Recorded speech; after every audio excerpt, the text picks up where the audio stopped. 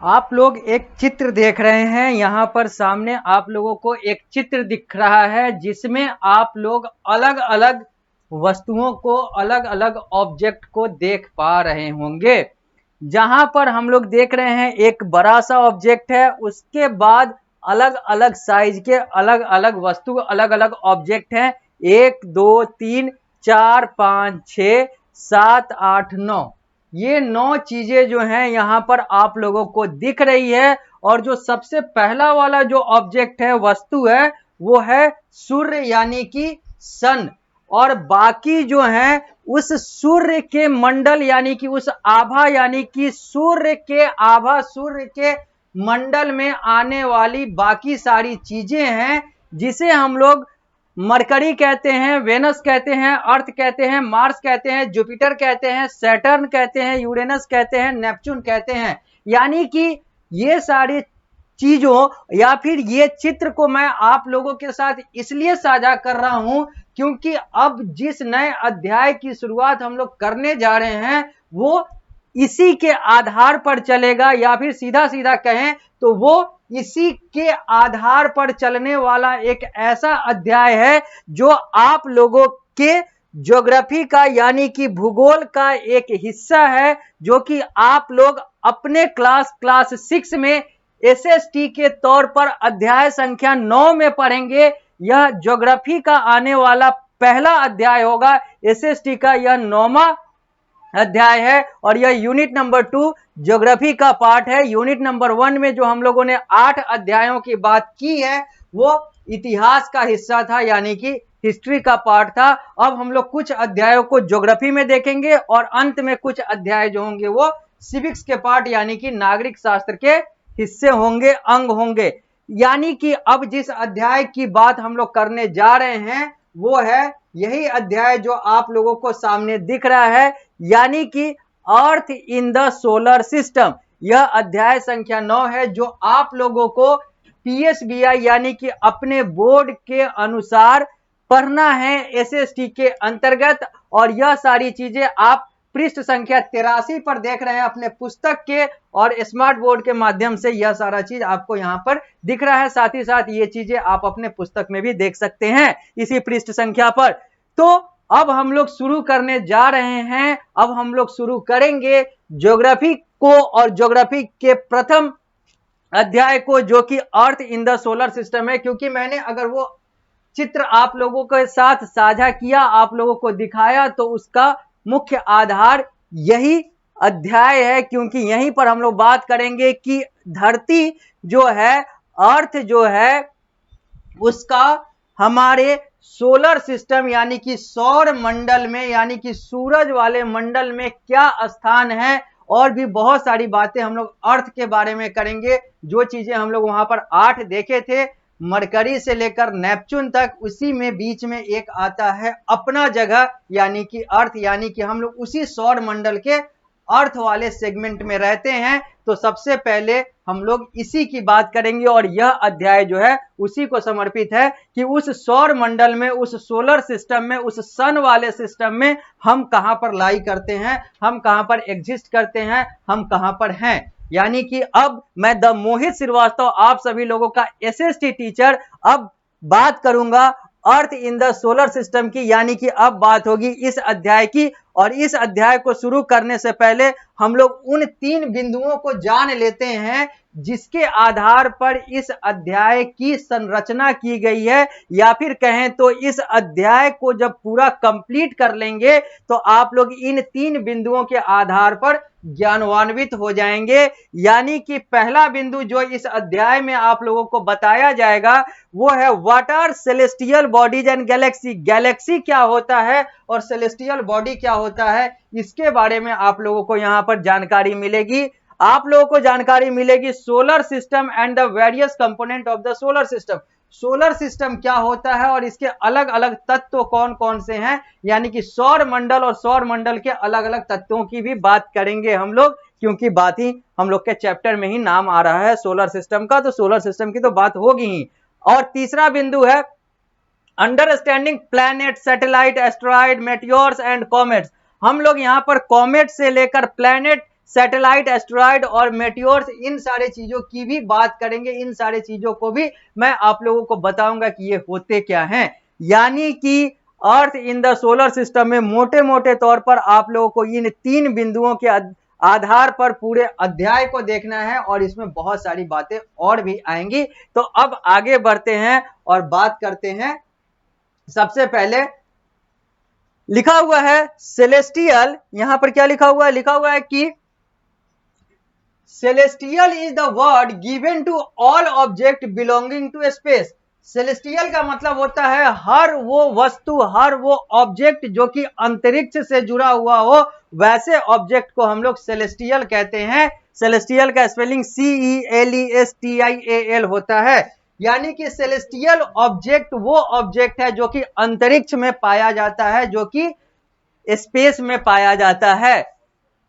The sun, moon, star and planet including our earth are celestial body which we can see। चाहे वो सूर्य हो, चाहे वो चंद्रमा हो, चाहे वो अलग अलग ताराओं की बात करें या अलग अलग ग्रहों की बात करें, जिसमें हमारा ग्रह अर्थ भी आता है, ये सब सेलेस्टियल ऑब्जेक्ट हैं, क्योंकि ये सब सोलर सिस्टम के पार्ट हैं, ये सब स्पेस के पार्ट हैं।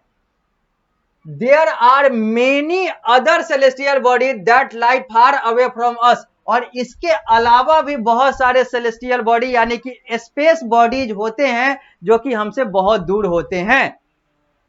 Astronomer are people who study celestial body and their movement. और इस सेलेस्टियल बॉडी के बारे में जो ज्ञान अर्जित करते हैं या फिर जो इसकी पढ़ाई करते हैं, सेलेस्टियल बॉडी की और सेलेस्टियल बॉडी के मूवमेंट की, यानी कि सेलेस्टियल बॉडी की जो पूरी पढ़ाई जिस क्षेत्र के द्वारा की जाती है उसको एस्ट्रोनॉमी कहते हैं और उन व्यक्तियों को एस्ट्रोनॉमर कहते हैं।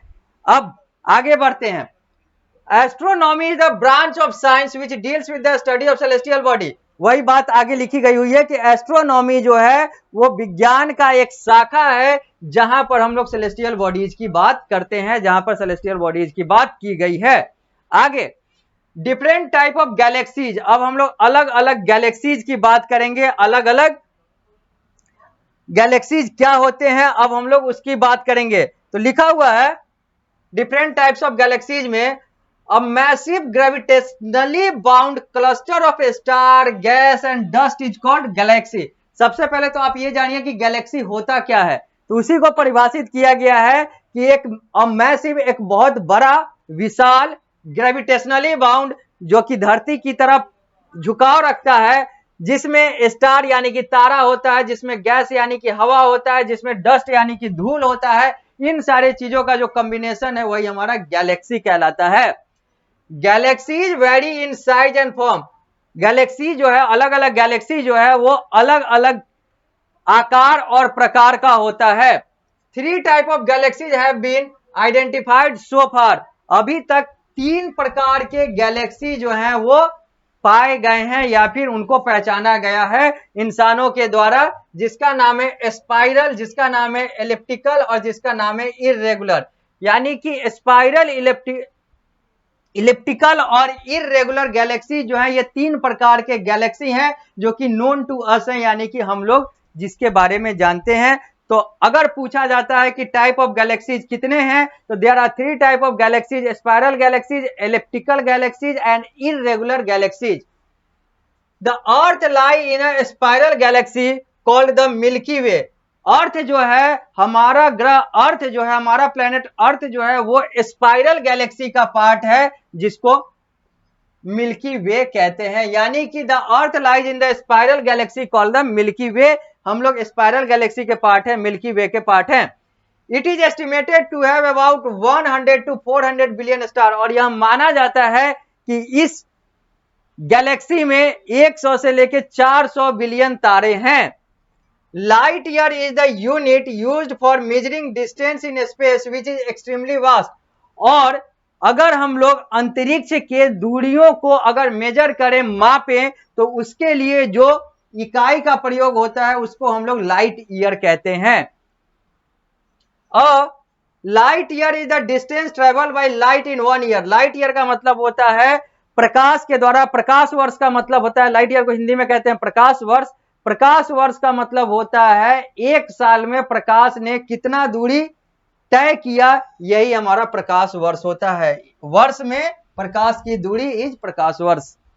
फॉर एग्जाम्पल, उदाहरण के तौर पर, Andromeda the closest neighbour of our galaxy is about 2.5 million light year away from us. अगर हम लोग उदाहरण के तौर पर देखें तो एंड्रोमेडा की बात करते हैं, जो हमारा पड़ोसी है, closest neighbour of our own galaxy, हमारे अपने गैलेक्सी का जो पड़ोसी है वो हमसे लगभग 2.5 मिलियन लाइट ईयर दूर है, यानी कि 2.5 मिलियन प्रकाश वर्ष की दूरी पर हमारा पड़ोसी एंड्रोमेडा है, इतनी दूरी पर है। आगे लिखा हुआ है, astronomer estimate that there are about 170 billion galaxy in the observable universe separated by vast distance in space.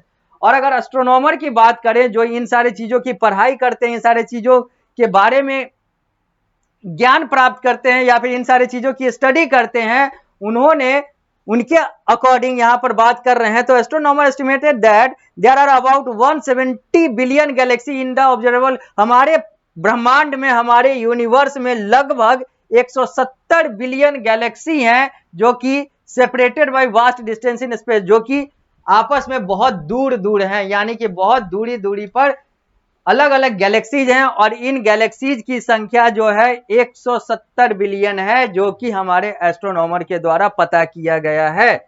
अब हम लोग आगे बढ़ेंगे। ये है मिल्की वे। यह एक चित्र है जो आप लोग यहां पर सामने देख सकते हैं, पृष्ठ संख्या 83 पर है। यह चित्र जो है, इसमें मिल्की वे यानी कि एक गैलेक्सी मिल्की वे की बात की गई है, दिखाई गई है, जहां पर आप लोग इस चित्र को देख सकते हैं। स्मार्ट बोर्ड के माध्यम से तो दिख ही रहा है, साथ ही साथ इसको आप अपने पुस्तक में भी देख सकते हैं। आगे लिखा हुआ है, सम 15 million years ago the universe was very small and very hot.